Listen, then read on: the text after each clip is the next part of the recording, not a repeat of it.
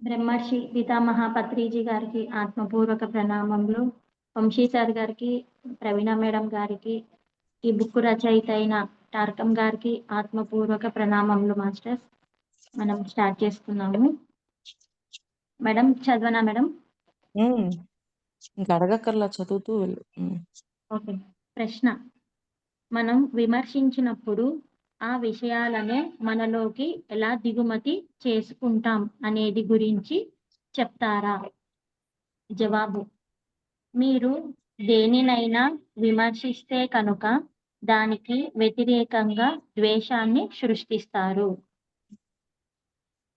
మీరు విమర్శించే కొద్దీ మన లోపల ద్వేషం అనేది ఎందుకు వచ్చింది? అసలు ఆ విమర్శ ద్వేషం ఉంది కాబట్టి వచ్చింది. అంటే ఆటోమేటిక్ గా మీ లోపల ద్వేషం తయారవుతుంది. లేకపోతే విమర్శించే కొద్దీ ద్వేషం తయారవచ్చు. 2 కోణాలు అవ్వచ్చు. అంటే ద్వేషం వల్ల విమర్శించవచ్చు, విమర్శించడం ద్వారా ద్వేషం తయారవ్వచ్చు. 2 కోణాలలో జరగచ్చు. మీరు దేనినైనా ద్వేషిస్తున్నప్పుడల్లా మీరు దాన్ని అనుకరిస్తారు. ఎప్పుడైతే ద్వేషిస్తూ ఉన్నామో దాని బాటలోనే మనం ప్రయాణం చేస్తున్నాం. అనుకరించడము అంటే దాన్ని మనం ఆచరించడం అవుతుంది. దాన్ని ఆటోమేటిక్ గా మనం తీసుకొని మనం దాన్ని ముందుకు తీసుకెళ్తూ ఉంటాం. ఎందుకని? మన దృష్టి దాని మీద ఫోకస్ అయిపోయింది. ఆ విమర్శించటం, ఆ ద్వేషించటం, దాని మీద ఫోకస్ అయిపోయి అది మనమైపోతాం. అందుకని విమర్శించటం, ద్వేషించటం ఇవన్నీ ఎందుకు చేయొద్దు అంటున్నారు? మీరు చేసే కొద్దీ, మీరు అనే కొద్దీ దాన్ని మీరు అనుకరిస్తారు. అంటే మీ దృష్టి ఆటోమేటిక్‌గా దాని మీద ఉండటం వల్ల అది మీరు ప్రవర్తించడం మొదలుపెడతారు. అప్పటిదాకా మనకు ఉండకపోవచ్చు. కానీ అప్పుడు మళ్ళీ మొదలుపెట్టొచ్చు. ఏదైనా జరగచ్చు అని చెప్తున్నారు. ఫాసిస్టులు, నాజీలు, కమ్యూనిస్టులా ప్రవర్తించే వాళ్ళు అందరూ నిజానికి వాళ్ళను ద్వేషించే వాళ్ళే. ఇలా చెప్పడం చాలా బాధాకరంగా ఉంటుంది.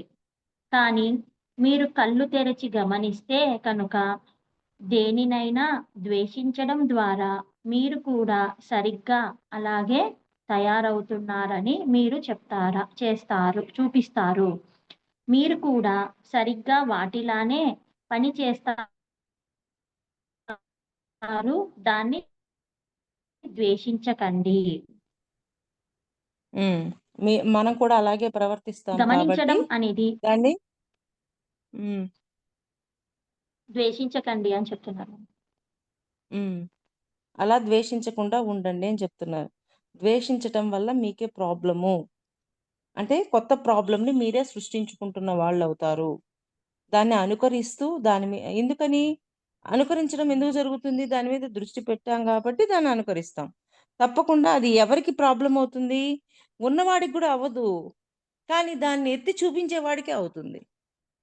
అందుకని వాళ్ళు ఇలా కూడా ఉంటారు అని అనుకుని వదిలేయడం నేర్చుకోవాలి మనం.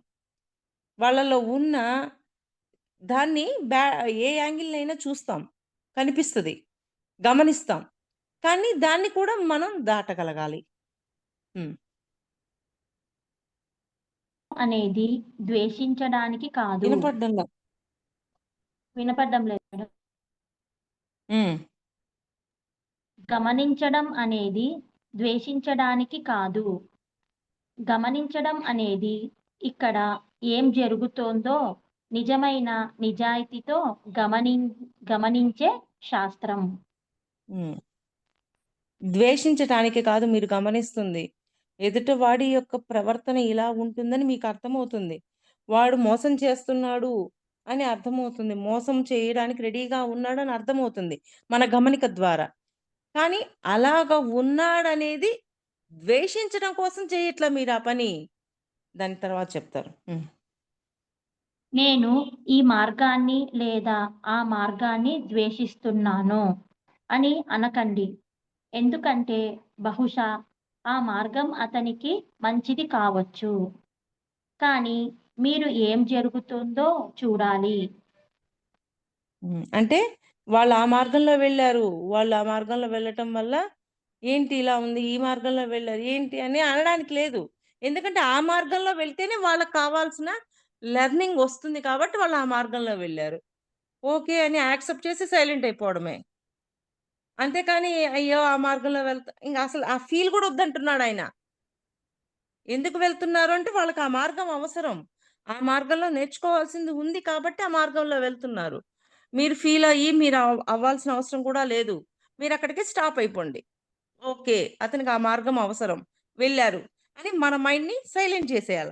అలా కాకుండా ఇంక మరి కుర్రం ఆలోచనలన్నీ చేస్తూ ఉంటాం. అయి గూడా అవసరం లేదు అంటున్నారు. తెల్లవారుజామున్నే ఒక మనిషి ఎలా ప్రవర్తిస్తున్నాడు? ఒక స్త్రీ ఎలా ప్రవర్తిస్తుంది? వాళ్ళ జీవితంలోని వివిధ దశలలో వాళ్ళు ఎలా ప్రవర్తిస్తున్నారు? వాళ్ళకు 40, 45 సంవత్సరాలు వచ్చేసరికి వాళ్ళు ఏ విధంగా భిన్నంగా ప్రవర్తిస్తారు అనేది మీరు చూడాలి. మీరు పరిశీలనగా చూడాలి. జీవిత శాస్త్రం అంటే గమనించడమే అని నేర్చుకోవాలి. మళ్ళీ ఒక్కొక్క లైన్ చదువు. Okay madam. తెల్లవారుజామున్నే ఒక మనిషి ఎలా ప్రవర్తిస్తున్నాడు? ఒక స్త్రీ ఎలా ప్రవర్తిస్తుంది? మనిషి ఎలా ప్రవర్తిస్తున్నాడు, ఒక స్త్రీ ఎలా ప్రవర్తిస్తుంది అనేది అబ్జర్వ్ చేయమంటున్నారు. గమనించమంటున్నారు. వాళ్ళ జీవితంలోని వివిధ దశలలో వాళ్ళు ఎలా ప్రవర్తిస్తున్నారు? హ్మ్.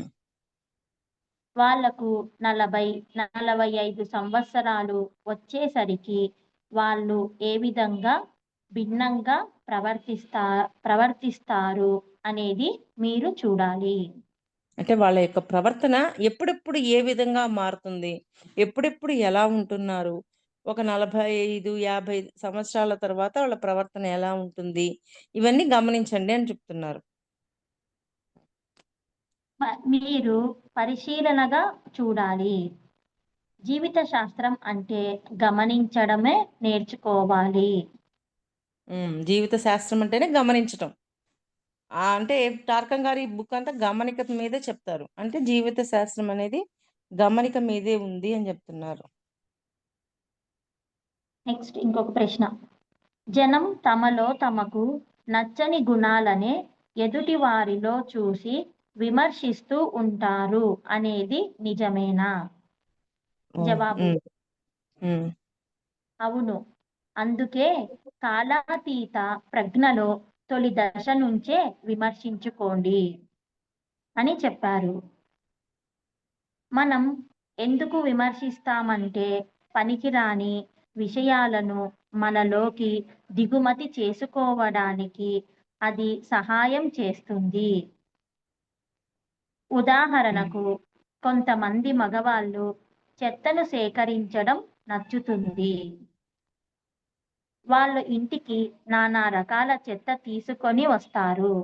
మాకు విసుగొచ్చేస్తుంది అవన్నీ పెట్టడానికి ఇంట్లో ఖాళీ లేదు అని వాళ్ళ భార్యలు నాతో చెప్పారు. వాళ్లకు చెత్త సేకరించడం ఆనందాన్ని ఇస్తుంది. ఎందుకంటే ఆ చెత్తలో తాము విస్తరిస్తున్నాం అని వాళ్ళు అనుకుంటూ ఉంటారు. అది మళ్ళీ ఒక్కొక్క లైన్ చదువు. Okay madam. హ్మ్. క్వశ్చన్ చదవనా మేడం మళ్ళొకసారి? క్వెషన్ చదివి ఆన్సర్. Okay madam. జనం తమలో తమకు నచ్చని గుణాలనే ఎదుటి వారిలో చూసి విమర్శిస్తూ ఉంటారు అనేది నిజమేనా? జవాబు అవును. అందుకే కాలాతీత ప్రజ్ఞలో తొలి దశ నుంచే విమర్శించకండి. అంటే కాలాతీత ప్రజ్ఞలో మొదటి నుంచే మీరు చెయ్యొద్దు అని చెప్తున్నారు. ఆ విమర్శించడం అనేది చేయకపోతే దీన్ని దాటేస్తాం గదా! హ్మ్. అని చెప్పారు. మనం హ్మ్. ఎందుకు విమర్శిస్తామంటే పనికిరాని విషయాలను మనలోకి దిగుమతి చేసుకోవడానికి అది సహాయం చేస్తుంది.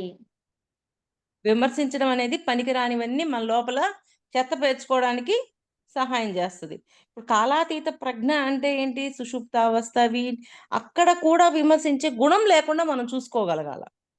అది ఒక దుర్గుణము. ఆ దుర్గుణాన్ని అక్కడ కూడా లేకుండా చేసినప్పుడు ఆటోమేటిక్‌గా భౌతికంలో మనం ప్రదర్శించం. అలాగా మీ కాలాతీత ప్రజ్ఞలో కూడా దాన్ని లేకుండా చూసుకోండి అని చెప్తున్నారు. అంటే మన మూలంలో కూడా విమర్శించే గుణం, ఆ దుర్గుణం లేకుండా చూసుకోండి. ఎప్పుడైతే మీరు చూసుకుంటారో, అప్పుడు మీరు హ్యాపీగా భౌతికంలో కూడా అలా విమర్శించకుండా మాట్లాడగలుగుతారు. మన మూలంలోనే ఉంది అన్నప్పుడు ఆటోమేటిక్‌గా మనం విమర్శిస్తూ మాట్లాడతాం. అది ఉండకుండా చూసుకోండి అని చెప్తున్నారు. హ్మ్. ఉదాహరణకు కొంతమంది మగవాళ్ళు చెత్తను సేకరించడం నచ్చుతుంది. వాళ్ళు ఇంటికి నానా రకాల చెత్త తీసుకొస్తున్నారు. మాకు విసుగొస్తుంది. అవన్నీ పెట్టడానికి ఇంట్లో ఖాళీ లేదు అని హ్మ్. వాళ్ళ భార్యలు నాతో చెప్పారు. హ్మ్. అంటే తీసుకొచ్చారు హస్బెండ్స్. కానీ పెట్టడానికి ప్లేసే లేదు అని చెప్పి వైఫ్ చెప్తున్నారు. తర్వాత? వాళ్లకు చెత్త సేకరించడం ఆనందాన్ని ఇస్తుంది.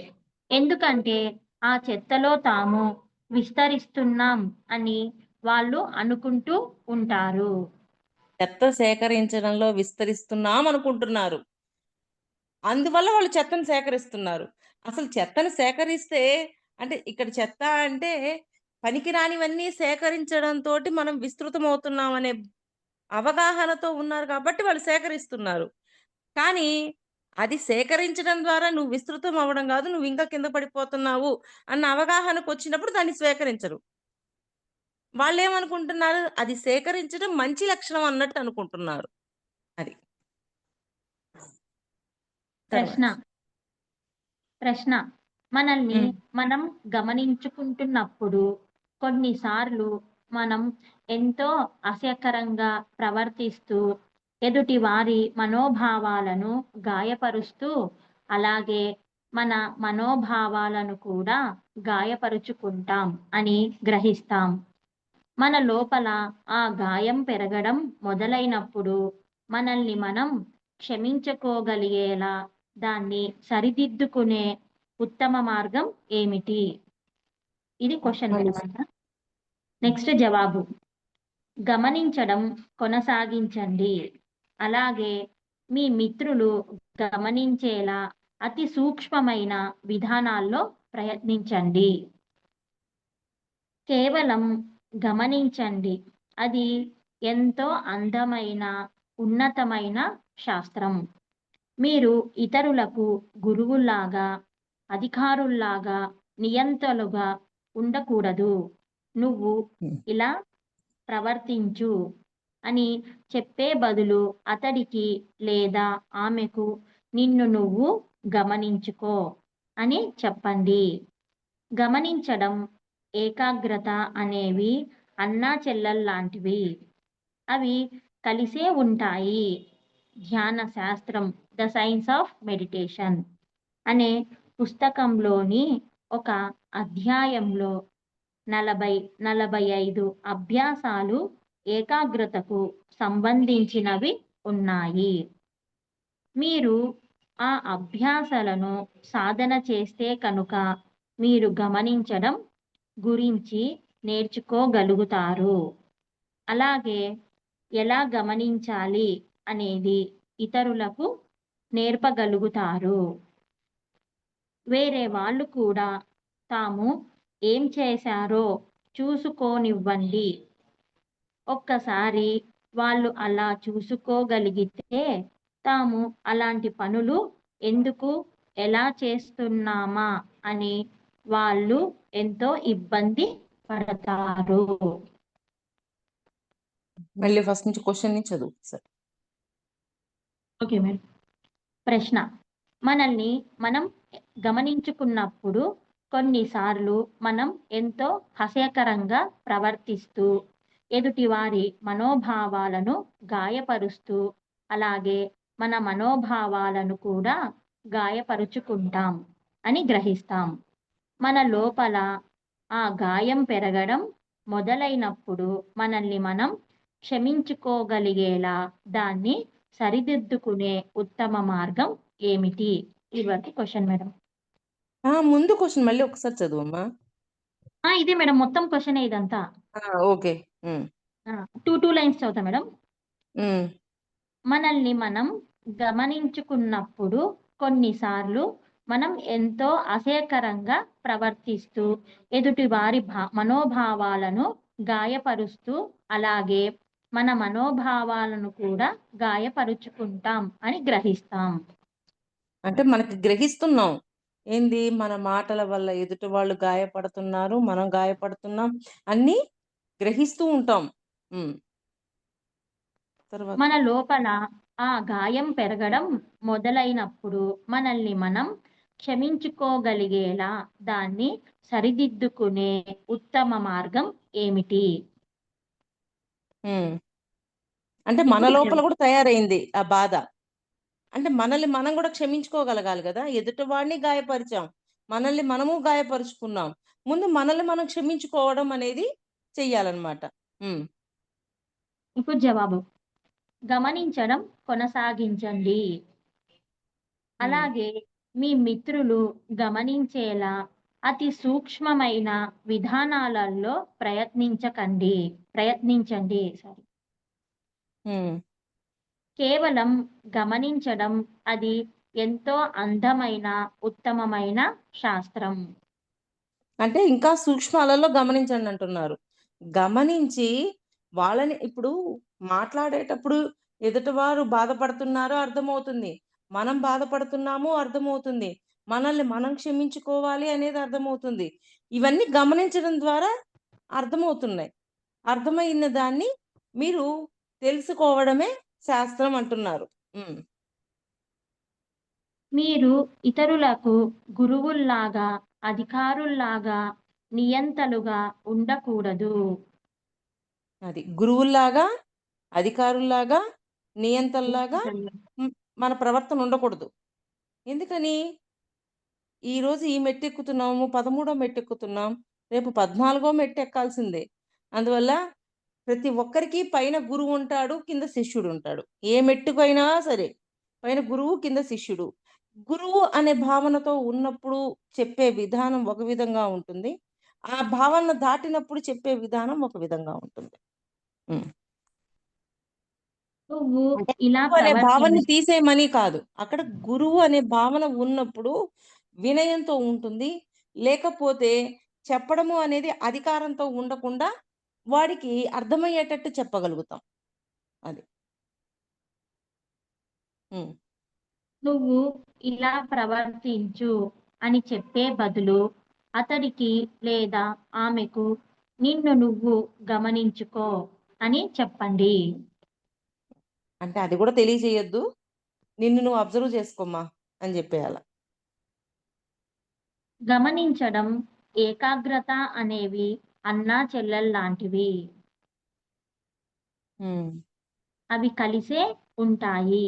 ధ్యాన శాస్త్రం 'ద సైన్స్ ఆఫ్ మెడిటేషన్' అనే పుస్తకంలోని ఒక అధ్యాయంలో 45 అభ్యాసాలు ఏకాగ్రతకు సంబంధించినవి ఉన్నాయి. హ్మ్. దీని గమనిక గురించే ఇన్ని అభ్యాసాలున్నాయి అని జెప్తున్నారు. హ్మ్. మీరు ఆ అభ్యాసాలను సాధన చేస్తే కనుక మీరు గమనించడం గురించి నేర్చుకోగలుగుతారు. అన్ని అభ్యాసాలను ఎందుకు మనం గమనించుకుంటూ ఉందాం. మనల్ని మనం గమనిద్దాం. ఎదుటివాడిని గమనిద్దాం. ఎదుటివాడి యొక్క ప్రవర్తన గమనిద్దాం. కానీ ఆ ప్రవర్తనని మనం తీసుకోకూడదు మళ్ళీ. వాడిలో విమర్శించే గుణం ఉంది. గుణాన్ని మనం తీసుకోకూడదు. వాడిలో ఉందా? ఓకే. నేనలా ఉండకూడదనుకుని వదిలేయాల.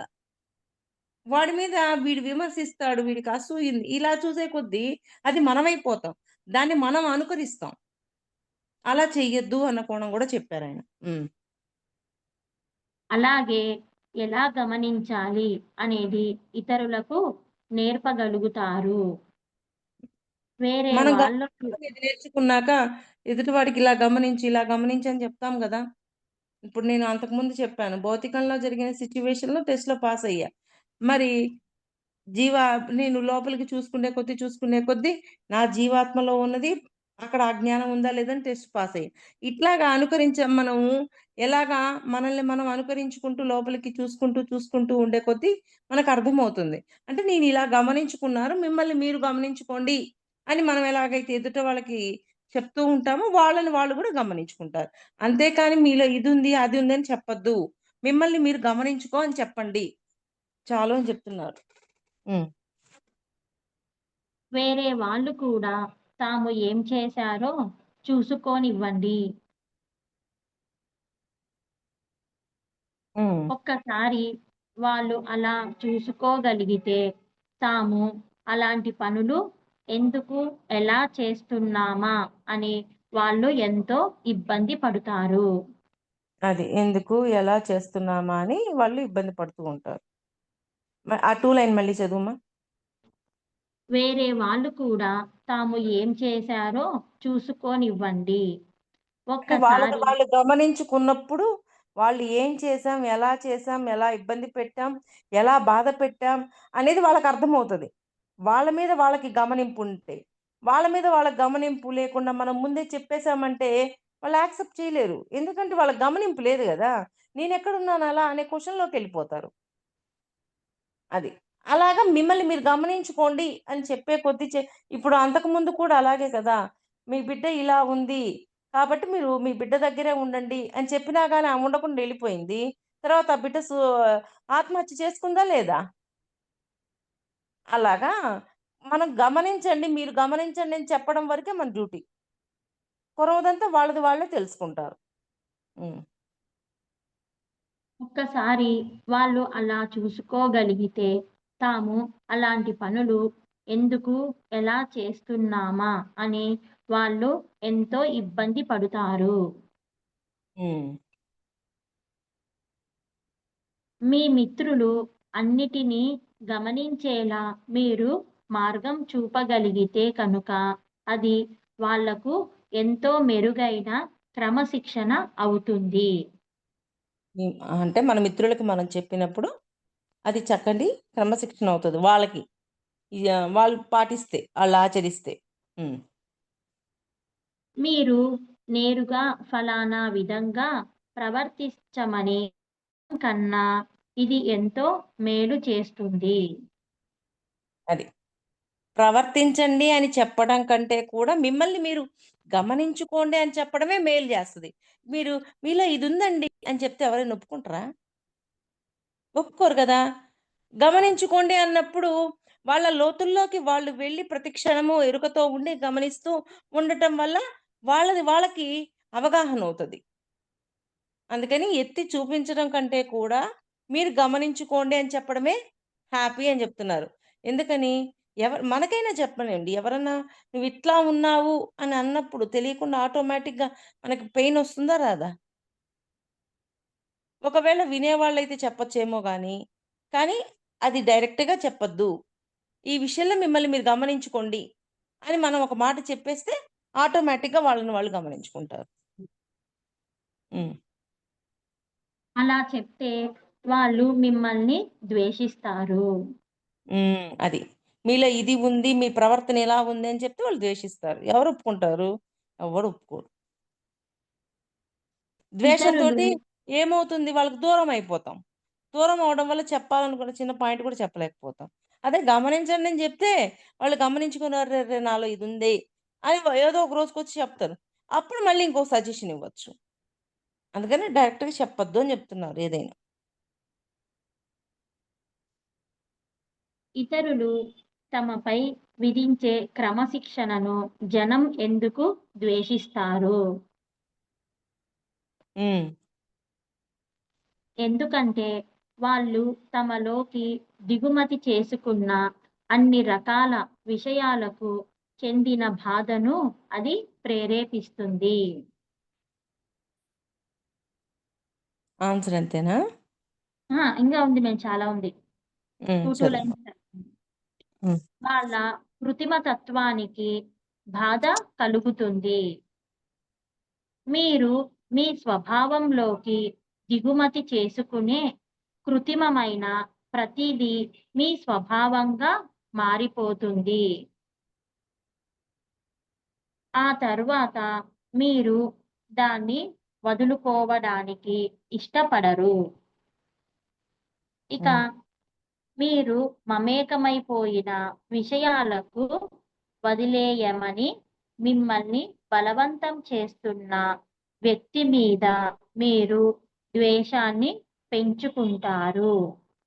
ఇది ఎంతో గంభీరమైన పాఠం. ఎవ్వరికీ దాని నుంచి మినహాయింపు లేదు. మీరు నిజంగా గమనించాలి. ప్రతిరోజు మిమ్మల్ని, ఇతరులను గమనించడానికి ప్రయత్నించండి. ఇదివరకు నా జవాబు. 2 లైన్స్ చదవండి మేడం మళ్ళా. క్వెషన్ ఒక్క నిమిషం ఒక్క నిమిషం ఉండరా. Okay madam. చదువు. ఆ క్వెషన్ చదువు. హ్మ్. క్వెషన్ ఫస్ట్ ఉంది మేడం. ఇంకా జవాబే ఇంకా కంటిన్యూ అవుతుంది. అహా! ఆ క్వెషను ఇప్పటిదాకా చదివిన ఆన్సర్ చదువమ్మా. ఈరోజు కంప్లీట్ చేద్దాం. కాదు మేడం. ఇంకొక 5 లైన్స్ ఉంది. ఇది ఎక్స్‌ప్లెయిన్ చేస్తే మళ్ళా చదువుదునా మేడం ఫస్ట్ నుంచి? ఫస్ట్ నుంచి ఇక్కడి దాకా చదువు. ఇప్పటిదాకా చదివింది. ఆ! Okay madam. హ్మ్. ప్రశ్న: మనల్ని మనం గమనించుకుంటున్నప్పుడు కొన్నిసార్లు మనం ఎంతో అసహ్యకరంగా ప్రవర్తిస్తూ ఎదుటివారి మనోభావాలను గాయపరుస్తూ, అలాగే మన మనోభావాలను కూడా గాయపరుచుకుంటాం అని గ్రహిస్తాం. మన లోపల ఆ గాయం పెరగడం మొదలైనప్పుడు మనల్ని మనం క్షమించుకోగలిగేలా దాన్ని సరిదిద్దుకునే ఉత్తమ మార్గం ఏమిటి? జవాబు: గమనించడం హ్మ్. కొనసాగించండి. అలాగే మీ మిత్రులు గమనించేలా అతి సూక్ష్మమైన విధానాలలో ప్రయత్నించండి. కేవలం అంటే మనం గమనించండి. గమనించాలి. ఎదుటి వాళ్ళని గమనించమని ఆ సూక్ష్మాలు తెలియజేయాల. హ్మ్. అది ఎంతో అందమైన, ఉన్నతమైన శాస్త్రం.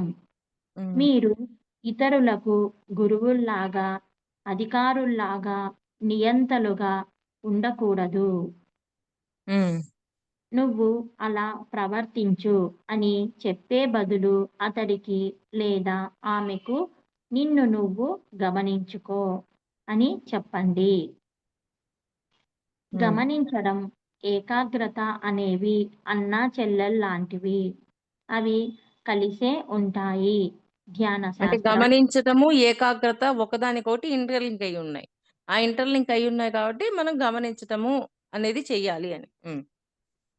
ధ్యాన శాస్త్రం 'ద సైన్స్ ఆఫ్ మెడిటేషన్' అనే పుస్తకంలో ఒక అధ్యాయంలో 45 అభ్యాసాలు ఏకాగ్రతకు సంబంధించినవి ఉన్నాయి.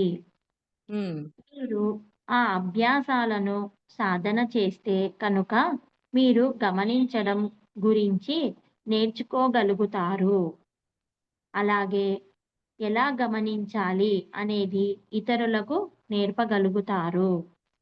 హ్మ్. వేరే వాళ్ళు కూడా తాము ఏం చేశారో చూసుకోనివ్వండి.